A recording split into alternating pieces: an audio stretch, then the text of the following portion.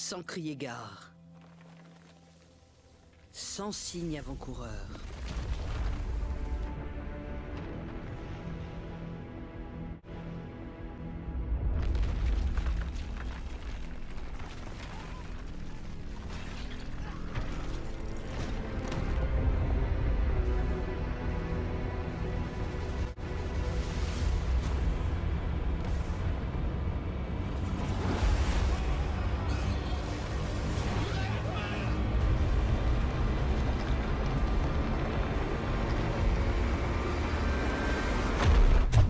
Et tout le monde, donc avant que la vidéo commence, je tiens à vous dire que comme vous avez pu voir le titre, c'est une vidéo qui va se historique, où je vais expliquer un petit peu le déroulement de la guerre folle. Donc la guerre folle, je pense que les Bretons la connaissent, c'est la guerre qui signifie la fin de la dépendance de la Bretagne, ou le rattachement définitif de la Bretagne à la France.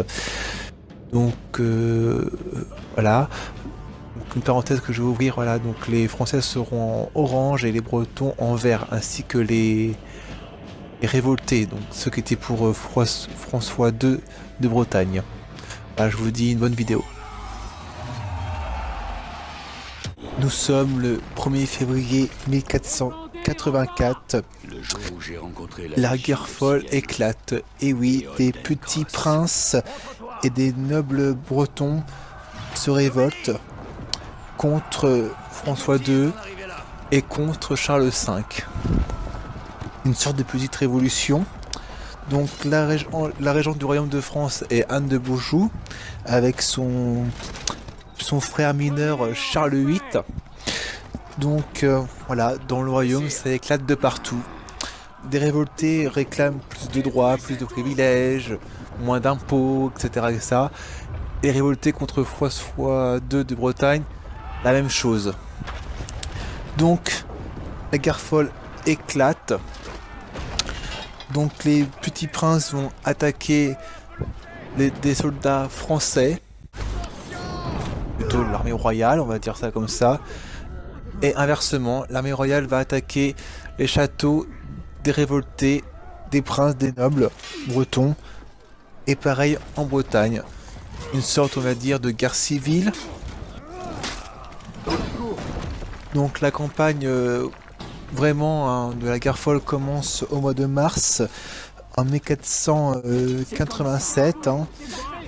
Donc Anne de Beaujeu obtient l'accord de l'État, des États généraux, en 1484, donc qui lui donne raison. Du coup la guerre folle va se poursuivre, du coup, parce que les États généraux lui donnent raison, ainsi qu'au roi de France, et non au duc de Bretagne, François II.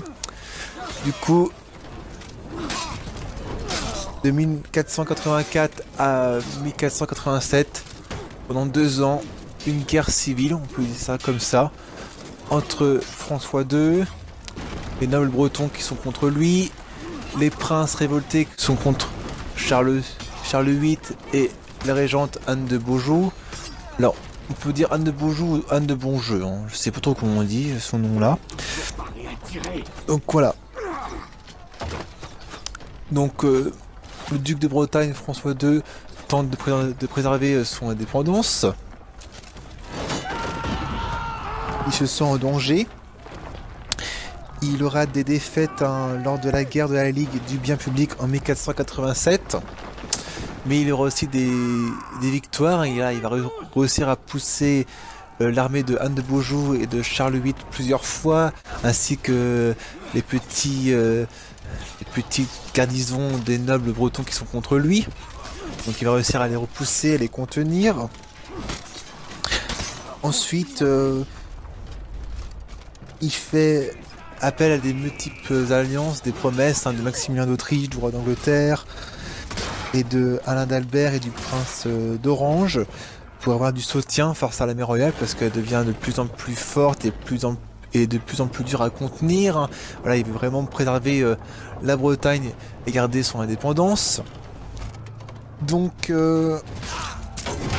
ensuite, la campagne de 1487 se solde par de semi-échecs pour l'armée royale, parce que voilà, le but des princes révoltés et de François II, c'était de fatiguer l'armée royale pour qu'ils arrêtent et qu'ils laissent continuer la rébellion, mais Charles VIII et Anne de Bonjou, hein, veulent faire taire cette rébellion à tout prix, donc la guerre s'impose encore. Après Charles VIII, plutôt Anne de Beaujeu, parce que Charles VIII il est encore mineur, il obtient l'ouverture des places frontières de Châteaubriand, Vitré, Ancenis et Clisson, et il prend Vannes. Voilà, donc la guerre folle vraiment éclate maintenant. Là c'est la grande guerre, hein, un peu entre guillemets. Hein. Donc Vitré capitule, il obtient Vitré, Clisson, et il prend Vannes et Châteaubriand. Donc là, François II se sent en étau, ainsi que les princes qui sont pour lui, ainsi que ses alliés. Donc là, il faut qu'il trouve très vite une solution.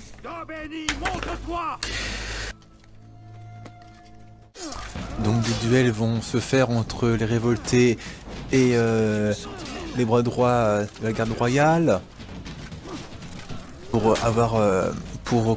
conquérir les places fortes de Bretagne et des révoltés, prendre leur forteresse.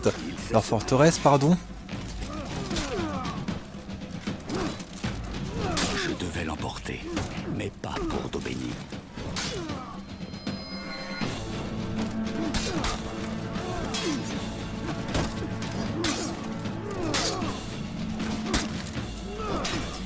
Donc, une fois cela fait,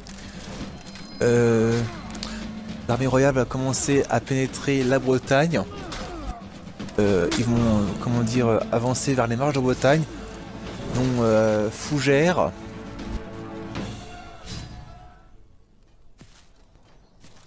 Donc il y a eu une petite pause. Donc la guerre reprend en 1488, dont le 12 juillet 1488, l'armée royale est devant Fougères. Donc voilà, l'armée royale arrive à Fougères, devant Fougères, hein, l'encercle de part et d'autre. Donc là, pour le mois de juillet, il fait pas très beau, hein, j'en ai fait exprès, là, une neige de cendres. J'avais des questions. Madame, pourquoi cette forteresse? À première vue, ce n'est qu'une réserve. Oui. Et c'est pour ça que nous sommes là. La forteresse de la Donc Fougères, la forteresse, qu'on appelle ça, la forteresse la plus imposante d'Europe, hein, que Charles VIII et Anne de Beaujou craignent le plus. Hein.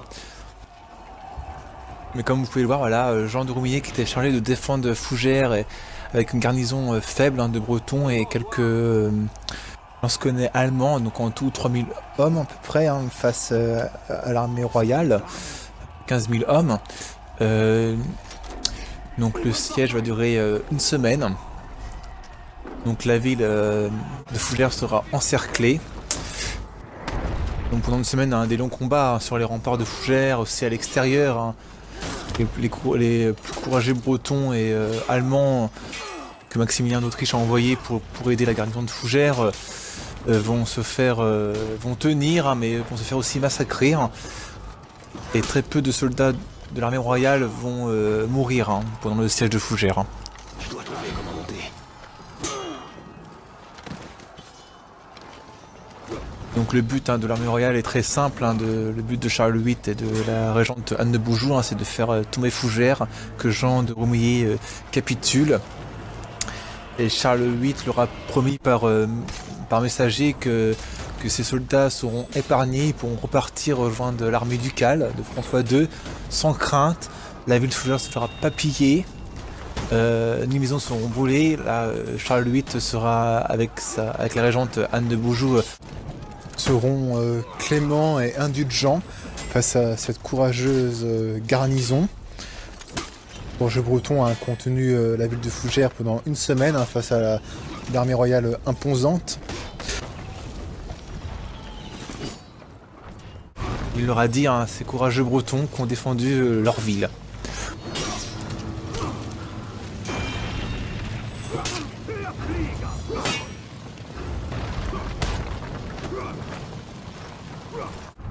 Le 17 juillet, l'armée royale arrive à percer les remparts de Fougères avec leur artillerie supérieure aux Bretons. Donc voilà, là, par exemple la tour Montgermont qui a été détruite pour que l'armée royale puisse rentrer dans Fougères et enfin forcer Jean de Roumouriez à capituler puis à laisser l'armée royale pénétrer dans sa ville tranquillement. Une fois cela fait, Jean de Roumouriez capitule et comme l'a dit Charles VIII et Anne de Beaujeu, ils se sont montrés cléments et laissent les survivants à rejoindre l'armée ducale. Et là, le 28 juillet 1488, François II arrive trop tard pour aider Fougères, mais enfin l'armée bretonne est au complet et l'armée royale les attend à la de la rencontre à Saint-Anne-du-Cormier. Les deux armées s'alignent, font les rituels avant la bataille et le premier coup de canon est sonné à 14h.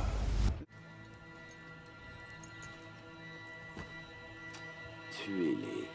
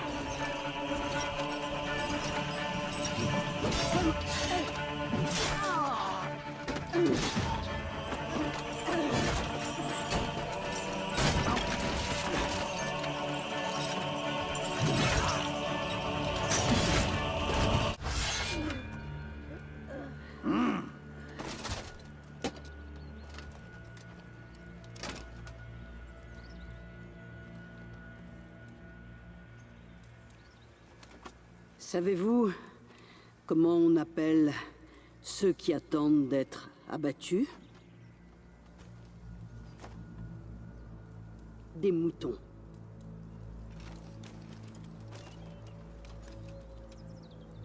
Des moutons. Non.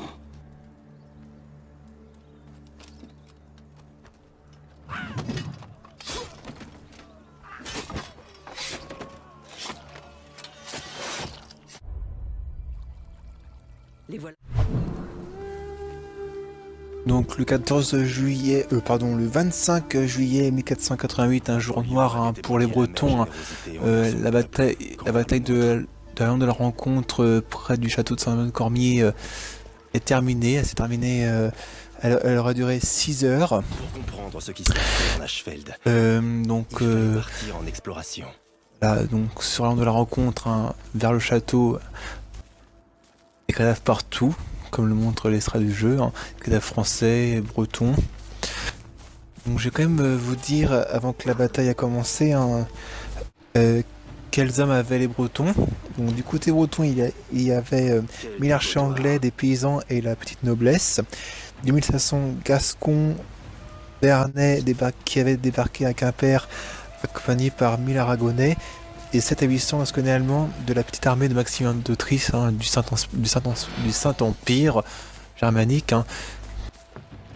C'était pour soutenir François II. Et 300 Anglais survivants de l'embuscade de Dinan. Parce qu'en 1487, hein, les environs là, il y a eu des embuscades. Hein.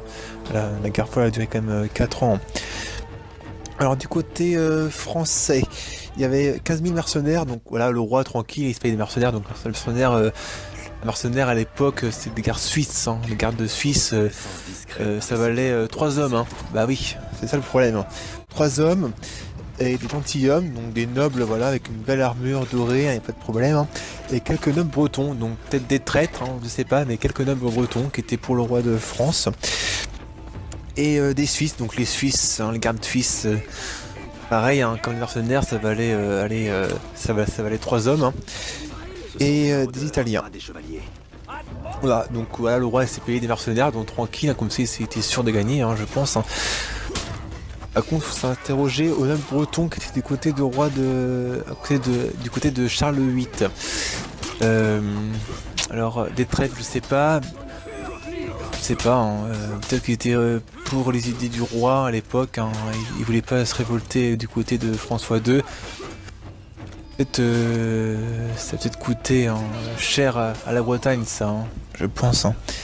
Donc après la bataille, hein, quelques temps après, hein, peut-être un mois ou deux, hein, le château de Saint-Thomas-du-Cormier est détruit, hein,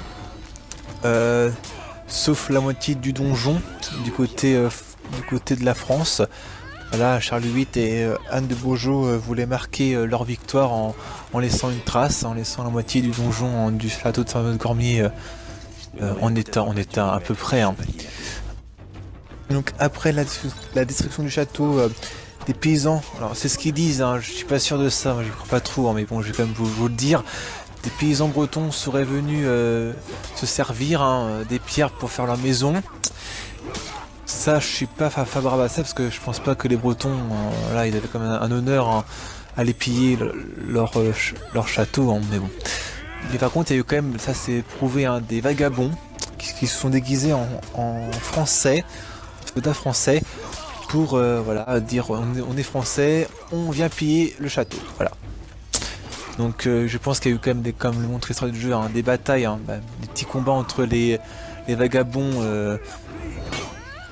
Et les paysans qui se sont battus hein, pour le reste du pillage. Hein.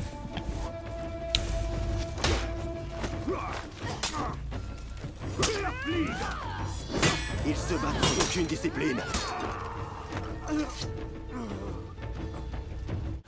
Donc la destruction du château de Saint-Thomas-de-Cormier signifie la fin de la guerre folle qui aura duré 4 ans, de 1484 à 1488.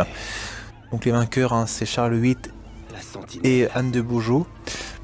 Donc François II fut obligé de signer le traité de Vergers, hein, puis le reste de l'armée bretonne doit se rendre.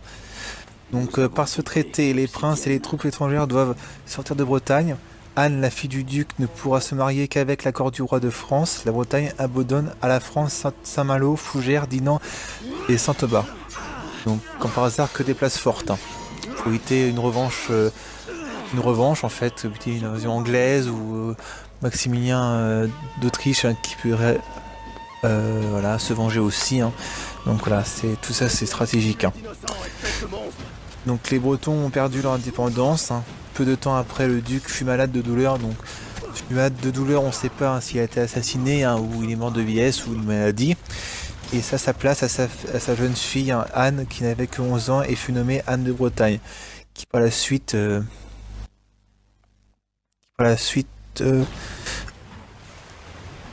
va épouser le roi de France et ainsi rattacher la Bretagne à la France, définitivement. J'ai peur, hein, voilà, elle a que 11 ans, mais Charles VIII aussi était jeune. Hein.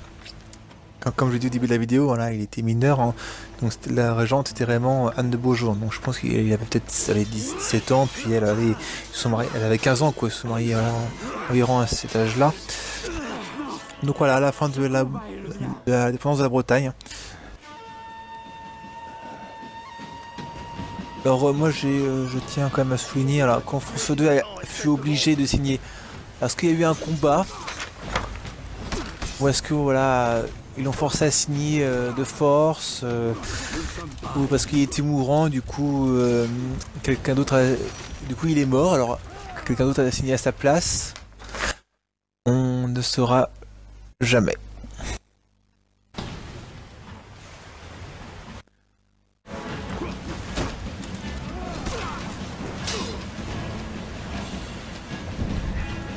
Ou alors il a combattu jusqu'à la fin. Vous nous avez tout pris. Là, je vous laisse cet extrait de jeu. Hein. François II qui se soumet.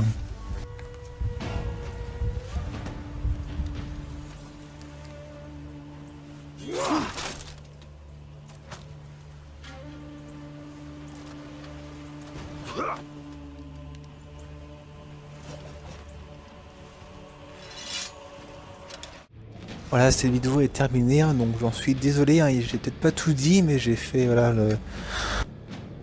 j'ai rassemblé le plus gros, hein, parce que je pense que là il y a peut-être des choses que j'ai oubliées, mais j'ai voulu faire bref et le plus complet possible, hein, pour ceux qui veulent comprendre un peu pourquoi la Bretagne a perdu leur indépendance, ou ceux qui s'intéressent à l'histoire de la Bretagne. Hein. Moi j'adore l'histoire, donc il n'y a pas de souci. Hein. Voilà, cette vidéo est terminée.